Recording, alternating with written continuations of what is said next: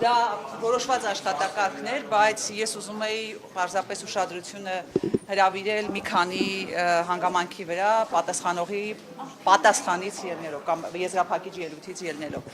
Նախ այնպես ներկայացրեց Կենտրոնական ընտրական հանձնաժողովը իրենց կողմից ընտրությունների կազմակերպման եւ անցկացման գործընթացը, որ քիչ է մնում ասես եկեք ամեն օր ընտրություններ կազմակերպեք եւ անցկացրեք, այդքան իդեալական եք կազմակերպում։ Սա որպես հումոր, բայց եթե լուրջ խոսենք, ապա Կենտրոնական ընտրական հանձնաժողովի ներկայացուցիչները ամեն կերպ փորձեցին շրջանցել մի շատ պարզ հարց եւ մի շարք պարզ հարցի ձևակերպման պարագայում կտեսնեինք, որ իրենց կողմից պարզապես վերաքվեարկությունը պետք է նշանակվեր։ Այսինքն, ինչ է ստացվում։ Հունիսի 7-ի ընտրությունից հետո տվյալները սխալ մուտքագրելու արդյունքում նախնական արդյունքների ամփոփման ժամանակ Բարգավաճ Հայաստան կուսակցությունը հայտարարում է, որ չի հաղթահարել 4% շեմը։ Մինչդեռ 4% շեմ չհաղթահարելը պարզապես իրենց կողմից սխալ թվերը ներմուծելու հետևանք են։ Հիմա եթե նախնական արդյունքների արձանագրության մեջ ֆիքսվեր, որ Բարգավաճ Հայաստան կուսակցությունը հաղթահարել է 4% շեմը, այդ դեպքում Կենտրոնական ընտրական հանձնաժողովը ընտրատեղամասերի արդյունքները անվավեր ճանաչելուց հետո պետք է նշանակեր վերաքվեարկություն։ Իհարկե պետք է նշանակեր վերաքվեարկություն։ Եվ հետևաբար ստացվում է, որ Կենտրոնական ընտրական հանձնաժողովը իմ գնահատմամբ դիտավորյալ չի ուրեմն ներմուծել տվյալները, որպեսզի հետագայում մանևրելու հնարավորություն ունենա։ Տիկին Վարդանյան, դուք լսեցիք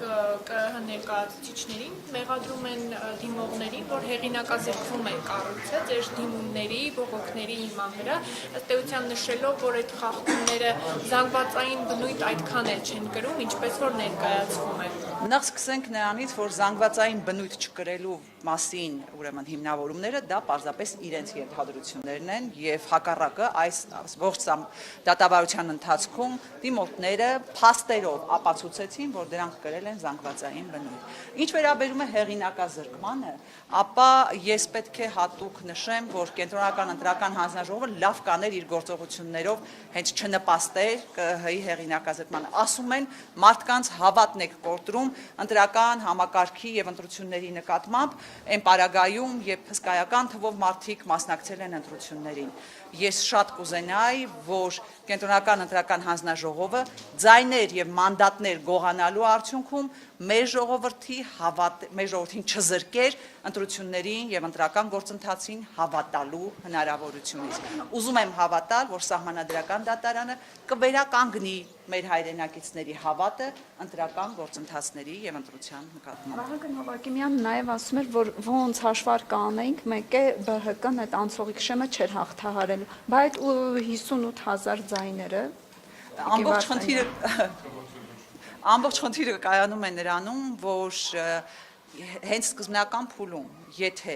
տվյալները ճիշտ մուտքագրվեին, Բարգավաճ Հայաստան կուսակցությունը նախնական արդյունքներով հատում էր 4% շեմը եւ այս պարագայում իրենք 101 հոդվածի պահանջները շրջանցելու հնարավորություն չէին ունենալու։ Հիմա Վահագն Հովակիմյանը շատ բան է ասում։